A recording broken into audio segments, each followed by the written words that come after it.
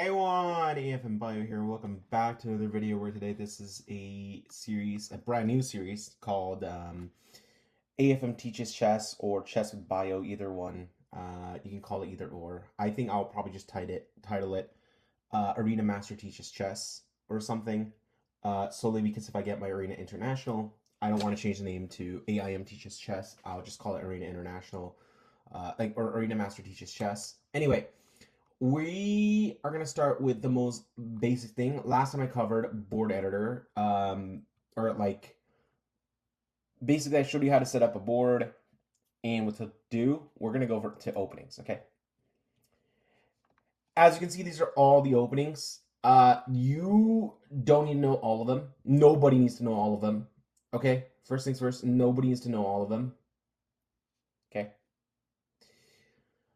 We are just going to go to tools and we're just going to go to analysis board. Okay, so first things first, we tell beginners. Okay, welcome new person. If you ever started chess, this is your first big step into the game of chess. It can be a little hard, but it's okay. I'm here to guide you. Okay, I'm just going to shut the engine off here. We don't need the engine. Okay, and I think I'll also just shut down the engine moves here too. Give me a second. I am just going to show this. I'm just going to shut this down. There. Okay. We're going to shut that. I will bring that back up later. Okay. When I'm analyzing my own games, I'll bring that up. But okay.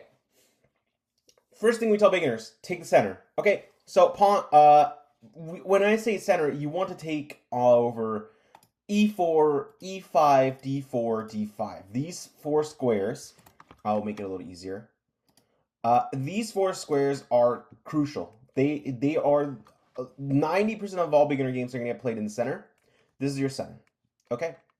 So one way you can do this, if you are an e4, like if you like to play with your king's pawn, you can play e4 or pawn to king 4. Okay? So e4. A more common response here would be e5 or pawn to king 5. You may also find d5 or pawn to queen 5. Okay, both are actually very common. We'll just take a look at e4, e5. Now what would you do here is knights before bishops. Another major rule you need to understand is develop all your pieces. Okay, so knights before bishops. So you can play knight to f3 or knight to king, bishop 3, knight to c3, or knight to queen, bishop 3. Both can lead into weird, like really amazing openings.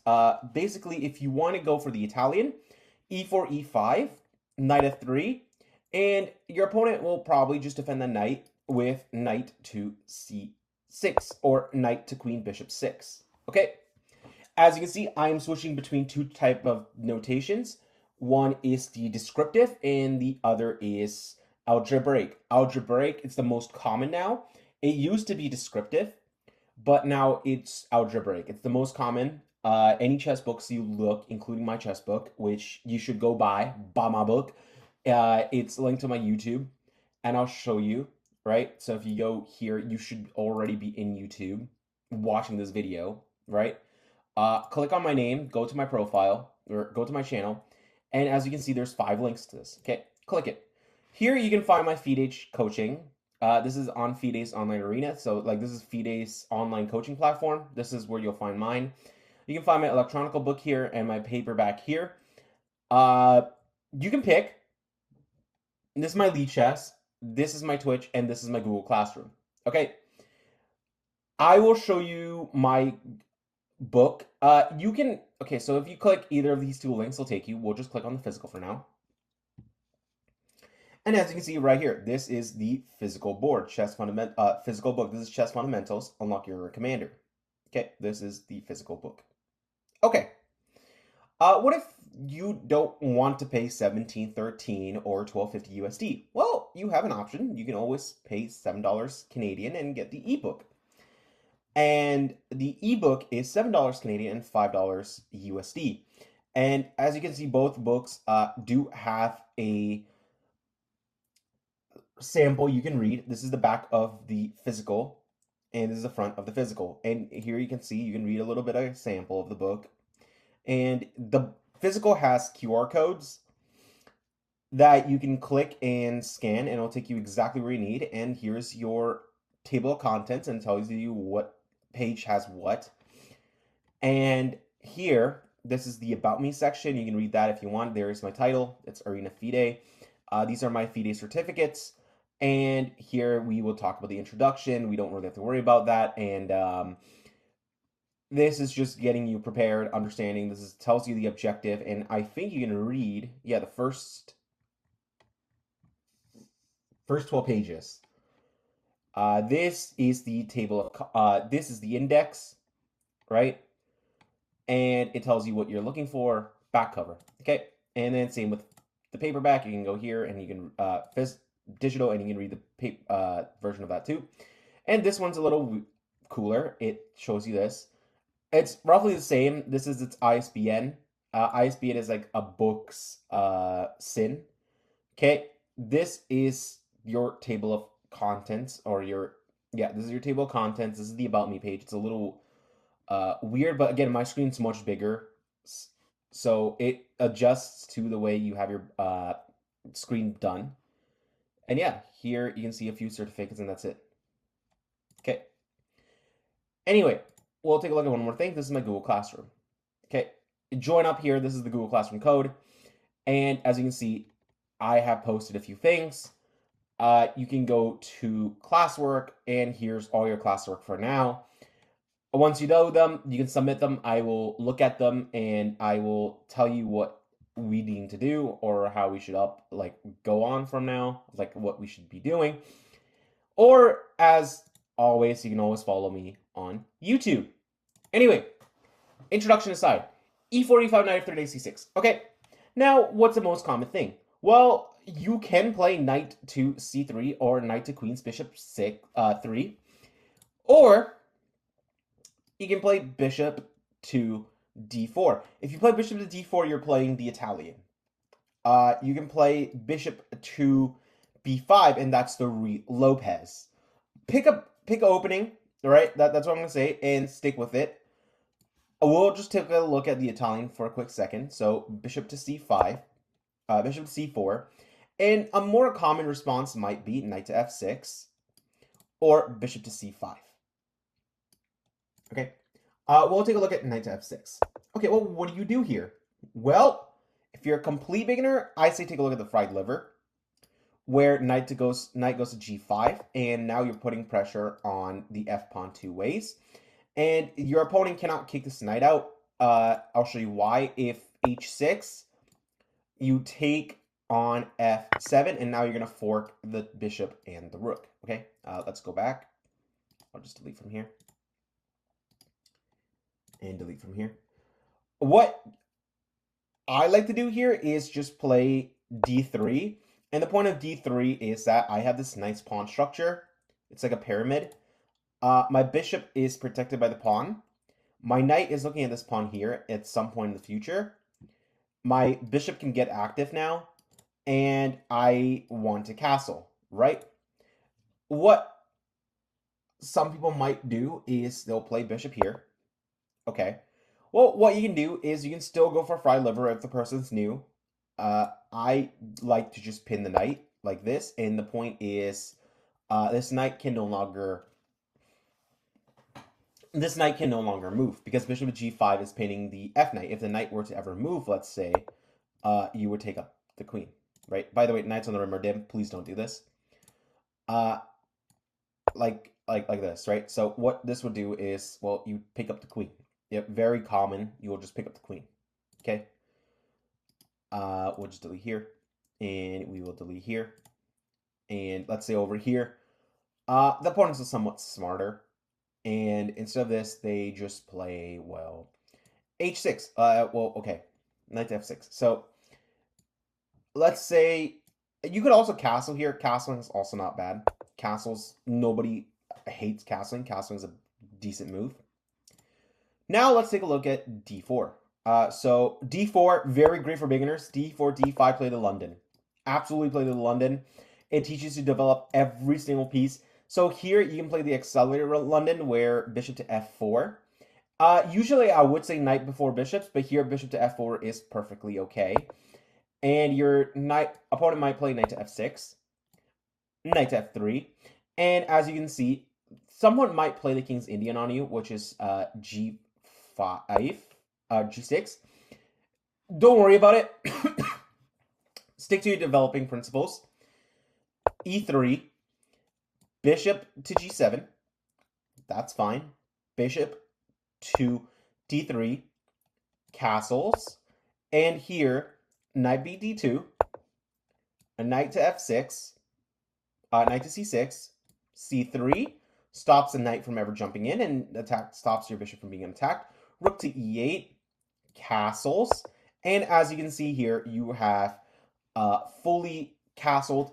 This is actually part of my book too. It covers how these structures should be formed and how they should work. So definitely go take a look at that. But yeah, as you can see, this is how it'll look, and this is what you should be doing. Okay, folks, we're just gonna talk about openings as white for a quick second. Now one thing you got to look out for. There's a 4-move checkmate. Okay, and I'll show you real quickly.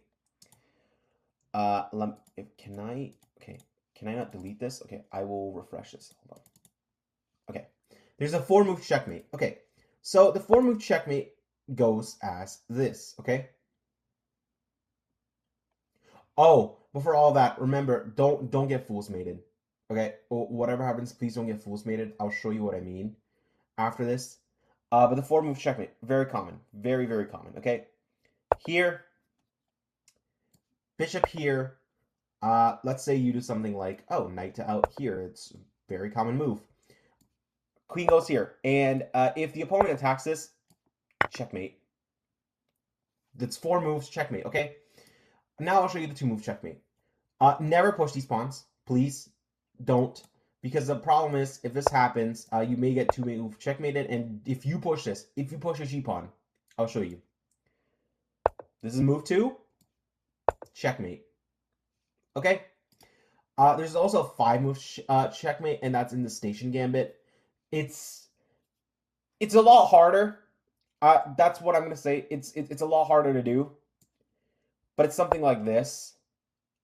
Basically, the point being, I think I might know this. It's a little hard.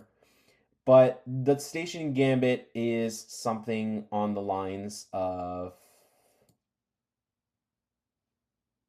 I kind of forgot how it works.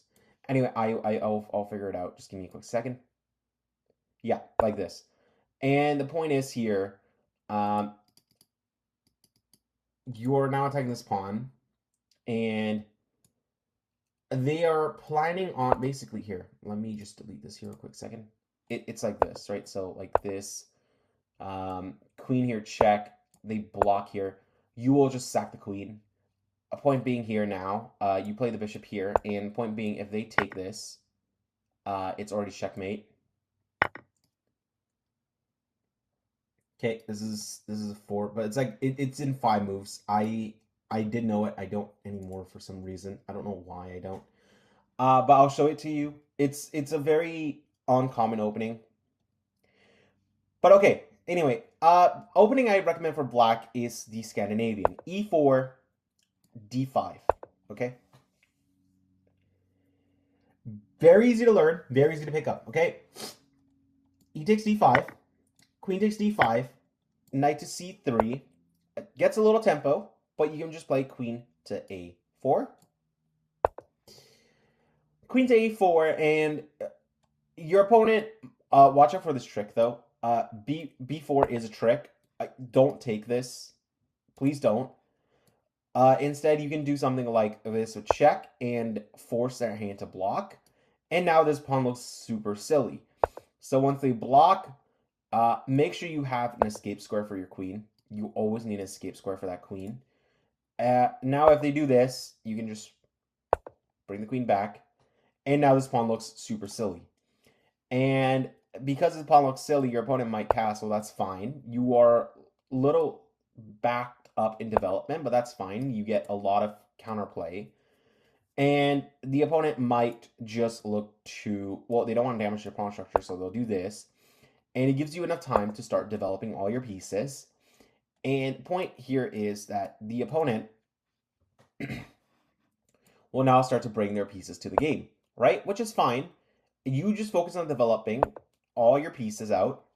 And the whole point here is they will eventually bring this bishop out, and you'll bring your bishop out by playing e5. And you can actually play e5. It's not hated, but I would probably play e6 and defend that bishop. And here the opponent will play h3 at some point to stop your knight from ever jumping in here. That's fine. You just bring your bishop and you completely ignore them and you create this battery. Okay. What your opponent will probably do here is, well, they will never push these pawns because that weakens their own pawn structure and their own king safety. So they might put their knight here, right? Or knight to h4. I really hate knight to h4, knights on the rim. I genuinely hate them. So they might do something like this. And the whole point is they want to attack that bishop. That's fine. You just slide your bishop back. They may bring their bishop out here, and now they want to just open up their rook, which is fine, and you castle, and this isn't half bad at all. Also, you could castle long here too. I don't hate castling long. I just prefer castling short, but I don't hate castling long either. So in here, let's say you were to castle long, perfectly okay. You've castled opposite sides, just be careful. If you castle opposite sides, it's going to be an absolute hell. Like, your pawns are going to get stormed from all different angles. Also, here you don't have to castle out immediately. You can just pick up this pawn. It's a free pawn. You pin the knight. And they may look to kick that out, and then that's fine. You just bring your bishop back here, and this is perfectly okay. And, you know, you play this type of like this game here, and they might put knights on the rim, which is perfectly fine. I mean, knights on the rim are dim. I think we talked about it lots of times. Here, you just bring this here, and you just say, well, this bishop's looking silly. You also have a isolated a pawn, right, which can be a liability. Anyway, that's a Scandinavian. Another great opening for black is just if e4, e5, knight f3, knight c6, bishop c4, bishop c5. I mean, that's perfectly okay. Knight to f6, and if knight to g5, or let's say, yeah, if knight to g5, let it happen. Just let it happen. Play bishop to bishop to c5, and this is a Traxler count again, but I'll show you. They will take this pawn. Let them. You counterattack by taking this pawn. And this can be absolute hell. You've seen my opening with this. I think I showed this on YouTube. If you want me to cover the Traxler, comment down Traxler, and I'll cover it. Anyway, folks, I hope you guys enjoyed this video. I will make another video on endgames and middle games after this, so I'll leave you with a puzzle. Okay? 2 minutes, go.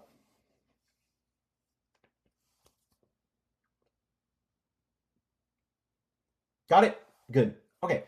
Now let's take a look. What do we have? Well, first things first. Let's take a look at this. The rook is protected by the bishop. Okay. But the rook is also under attack by the knight.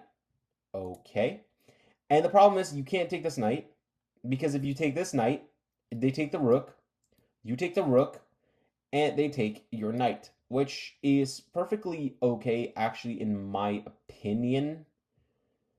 The only problem I can see is this knight, but then you have a 3-on-2, and this bishop can easily stop that pawn. So that's possible. Or you can always go with check. King goes down here. And then you will have to move your bishop. So, okay. I will say take this. Oh, on the contrary, you can just take the rook and check. Okay. I hope you guys enjoyed this video. Peace out.